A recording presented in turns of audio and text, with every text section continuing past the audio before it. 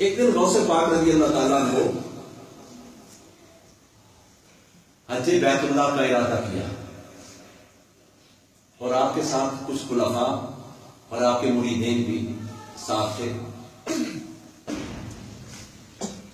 آپ اکٹھے ہوئے اور قافلے کی صورت میں اپنے آستانہ عالیہ سے نکلے اور بغداد کے باہر قریب ہی ایک بستی میں شام ہو گئی۔ آپ نے سوچا کہ یہاں ٹھہرتے ہیں، تو آپ نے جو اپنے قریبی خلفاء تھے ان کو فرمایا کہ اس بستی میں ایسا گھر تلاش کرو جو سب سے غریب ہو۔ مدینہ شریف میں آقا علیہ الصلوۃ والسلام جب تشریف لے گئے، جب نجار کی بچیوں نے دف بجا کے آقا علیہ السلام کا استقبال کیا تو بڑے بڑے صحابہ کرام کا دل تھا کہ ہمارے گھر میں آئے، ہمارا صحن بہت بڑا ہے، ہمارے گھر میں آئے، ہمارے کمرے بہت بڑے ہیں، ہمارے گھر میں آئے، ہمارے گھر میں لنگر بہت زیادہ ہے۔ تو ان لوگوں کا ادھر دھیان تھا کہ ہم خدمت زیادہ کریں گے، لیکن آقا علیہ الصلوۃ والسلام کا دھیان ادھر تھا جن کے پاس کچھ نہیں ہے ان کے پاس میں اور میرا رب کا فضل چلا جائے، وہ کائنات کا بادشاہ بن جائے۔ مجھے میرے والد صاحب رحمۃ اللہ علیہ فرماتے ہیں، بیٹا ماڑے اور غریب آدمی کے ساتھ کھانا بیٹھ کے کھانا چاہیے۔ ایک بادشاہ اگر ماڑے اور غریب آدمی کے ساتھ بیٹھ کے کھانا کھاتا ہے تو بادشاہ غریب نہیں ہوتا، بلکہ غریب فخر کرنے کے قابل ہو جاتا ہے کہ میں بادشاہ کے ساتھ کھڑا ہوں۔ تو غوث اعظم رضی اللہ تعالیٰ عنہ نے فرمایا کہ اس بستی سے وہ بندہ ڈھونڈو جو بندہ سب سے زیادہ غریب ہے۔ انہوں نے گاؤں کے لوگوں سے رابطہ کیا اور پتہ چلا کہ ایک ایسا گھرانہ ہے جہاں ایک بوڑھا اور ایک بوڑھی عورت ہے اور وہ اپنی بیٹی کے پاس رہ رہے ہیں۔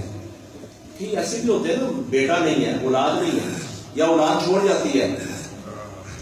اور یا ایک بیٹی ہے اور بیٹی کی شادی کی ہے، ان کا بیٹا نہیں ہے، کس کے پاس رہے؟ ان کا اپنا گھر بھی بیٹی کا ہی گھر ہے، اور کس کو دیں گے وہ؟ تو اپنی بیٹی کے پاس رہ رہے ہیں۔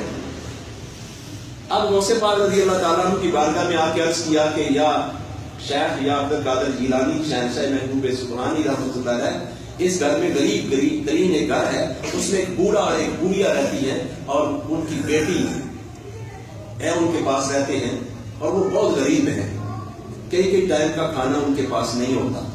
تو آپ نے فرمایا آؤ سارے رخ کرو ادھر اس گھر میں چلے۔ کیسا سما ہوگا، کیسے حالات ہوں گے، جس نے نہ دعوت دی نہ دعوت دینے کے قابل ہوں گے، نہ غوث کے قریب پہنچ سکتے ہوں گے، اتنا رش ہوتا ہے۔ آج میرے آقا علیہ الصلوۃ والسلام کی اس سنت کو زندہ کرنے کے لیے حضرت ابو ایوب انصاری رضی اللہ تعالیٰ عنہ کی گھر میں جیسے آقا علیہ السلام جلوہ فروز ہوئے، آج ان کی اولاد غوث اعظم جیلانی رحمۃ اللہ علیہ کے دل میں بھی وہی گمان آ گیا۔ آپ اور آپ کے بے شمار خلفاء، اور جس بستی میں جاتے بے شمار لوگ آپ کی زیارت کے لیے آتے اور آپ کو رحمۃ اللہ علیہ کو تحفے تحائف عنایت کرتے، آپ وہ تحفے تحائف قبول کر لیتے۔ آپ سرکار اس بستی کے غریب ترین گھر کی طرف گئے اور وہاں داخل ہوئے، وہاں جا کر بیٹھے اور فرمایا لاؤ جتنے بھی تحفے تحائف اور نذرانے میرے ہیں وہ میرے پاس لاؤ۔ آپ سرکار غوث پاک نے وہ سارا جتنا سامان تھا، جتنے پیسے تھے، جتنا سونا تھا، جتنی چاندی تھی، جتنے کپڑے تھے، جتنے امامے شریف تھے، جتنے جو بھی تھا، اناج تھا،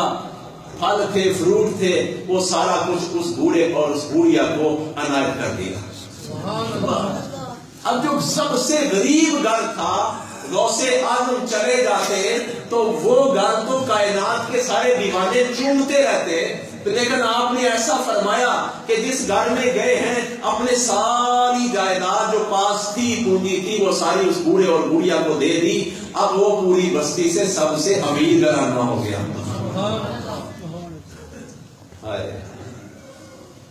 چنگیا نہ لائیے،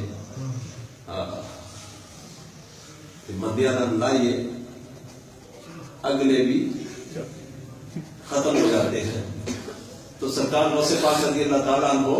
اس گھر میں گئے جس گھر میں غربت کی انتہا تھی اور کوئی اس گھر میں جاتا نہیں تھا، تو آپ نے ان کو غریبی سے امیری تک پہنچا دیا اور ساتھ دعا دی